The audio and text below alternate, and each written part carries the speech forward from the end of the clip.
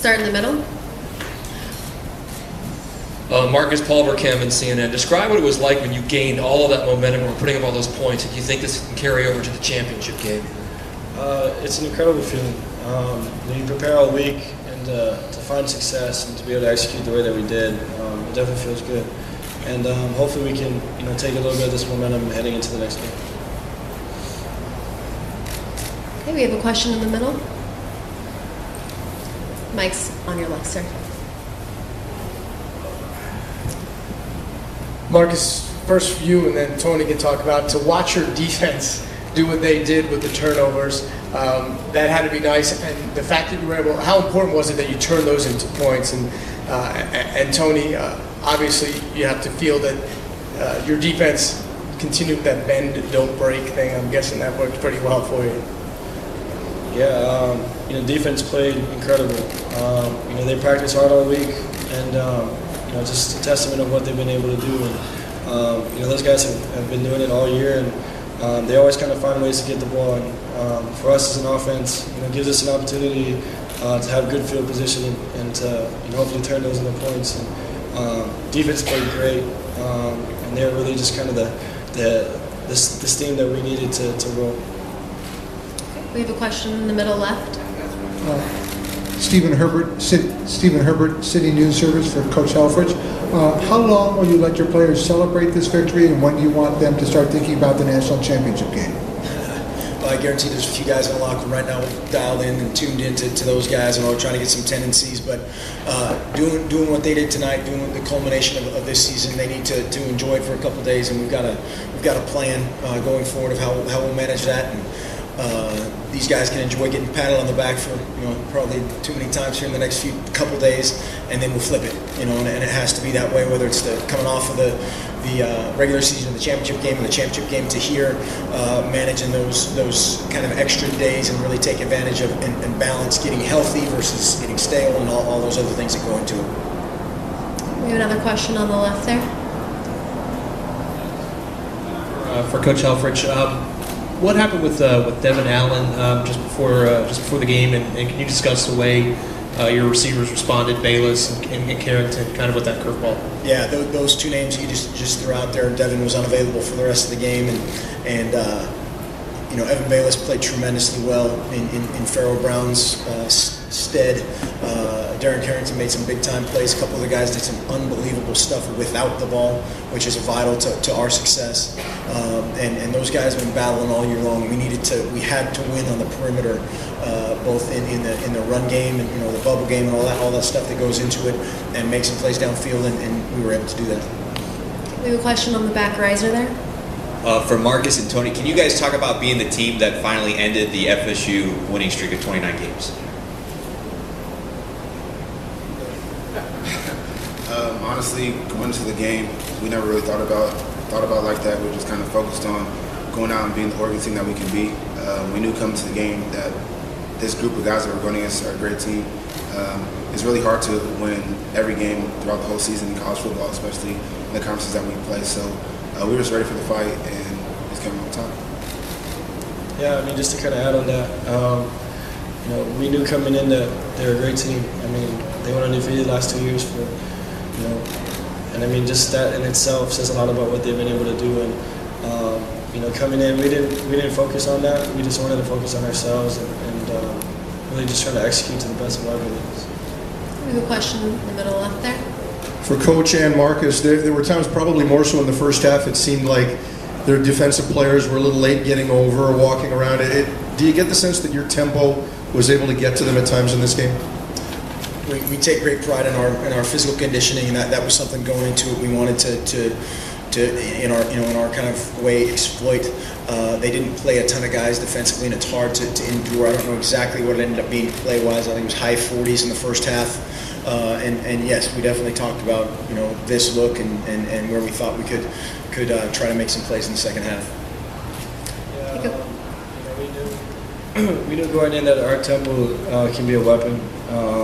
We kind of feel that way in every game, but at the same time, our guys are getting set as fast as they can, and it's a testament to them. And it's just the way we've been able to practice, and and it's awesome to see it kind of relay back on the game field. Okay, we have a question on the right. Mark, Carrington hadn't been a huge contributor for you during the season, a couple touchdowns, 30 catches, I think. How big was it for him specifically to step up for the game and do the things he did? Well, I think that's, again, the most important part of understanding what we're all about is we. And sometimes guys can take over the game and never touch the football.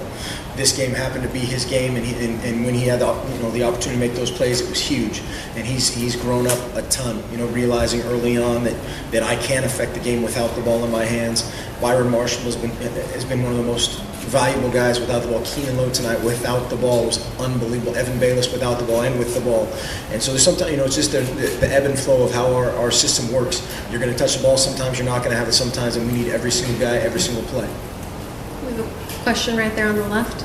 Mark, 247sports.com. How do you think Tyner's return impacted the way you guys were able to run the ball? It seemed like he provided a big spurt for you guys. Yeah, a healthy Thomas, again, helps everybody out. It helps Marcus, helps Royce. It helps Byron be truly versatile and not kind of have to lean one way or the other as far as a game plan approach. And we were very excited, and we thought, again, we talked kind of during the bowl prep, he was having a great last couple of weeks. Has had a couple of hard-nosed, tough runs. We go against the defense quite a bit, and there were a couple good little battles in there. Okay, we have a question in the back right again. This is for Marcus. In the beginning of the game, it seemed like maybe you were just a little bit off, maybe a little anxious, but as the game went on, it seemed like you kind of found your rhythm. Can you talk a little bit about how you maybe got more comfortable as the game went on and how kind of the game slowed down for you? Yeah, I mean, I didn't feel that I was too anxious going in. I just missed a couple throws here and there. But that's the thing with our offense is, you start building a rhythm up. The offense starts to go a little bit, and hats off to the guys because they're finding ways to get open.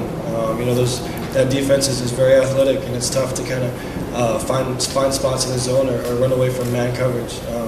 But at the same time, guys like DC, Keenan Lowe, Byron, just doing a great job of getting over. We have a question on the back riser. Mark, Warren Williamson, Oregon Duck Football News. It's been a pretty magical season for the Ducks. You win the Pac-12 title. You're in your second year. You won a bowl game last year. You have a Heisman Trophy winner. Now you come to the Rose Bowl.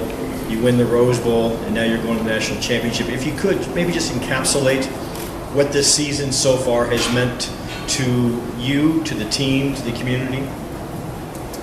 Well, I think that the passion, our fans certainly showed just by their representation here today was a great, statement by them.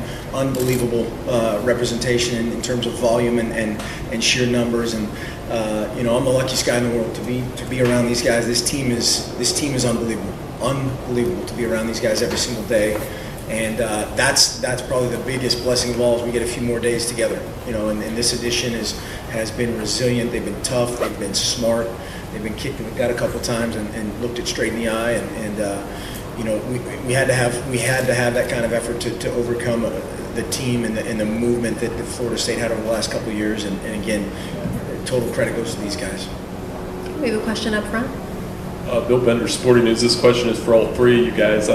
Your fans were chanting, "We want Bama" at the end of the game. Could you talk? Is that what you guys want, or could you just talk a little bit about either team you could face in the title game? It doesn't matter to us. We're happy that we were able to get this win in the Rose Bowl. But whoever comes next, we'll look forward to playing them. It's an opportunity for us to hopefully win a national championship, and we're just going to look forward to whoever. Ditto. Can we have a question on the back? Jake 7Ks, guys, this is for Tony. Jameis Winston was just in here, and he said that the game could have gone either way and that his offense was never stopped. He said, let's be real with everybody in the room. As a guy on the defense, what's your reaction to that? I don't really know. I feel like that's the mentality you kind of have to have playing on offense. The guys always come out and fight. We kind of seen that showcased throughout the whole season. They can be down multiple touchdowns, but they always come out on top. So I think that's kind of just goes to show what they think about themselves when they come out and play. So and mean, you just gotta have that competitive attitude, and I feel like that's what he's trying to present to everyone. So I mean, I don't really have much to say about it. Okay, we have a question from the gentleman in the middle. This can go for any of you guys. Turnovers don't usually come like they did today with the frequency. How are you looking at winning differently next week? What are you looking to clean up in the next 7 days? We could win the same way. We don't, we'd be good with it. There's always stuff. There's always stuff. Whether it's whatever 59-20 or 10-7. There's always a ton of things that you can improve upon. Certainly, winning the turnover battle in terms of defining victory and determining outcomes. That's other than score. That's the top one. And so handling our business a little bit better offensively. Had a couple of guys in there late that caused some self-inflicted turnovers, which we had fun with in the locker room. But that's huge. We have a question from the front left. Marcus, a couple of nice plays by DeForest in the first quarter, and then in the third quarter, which helped to set up your touchdown. Can you comment on your fellow Interscholastic League of Honolulu former star?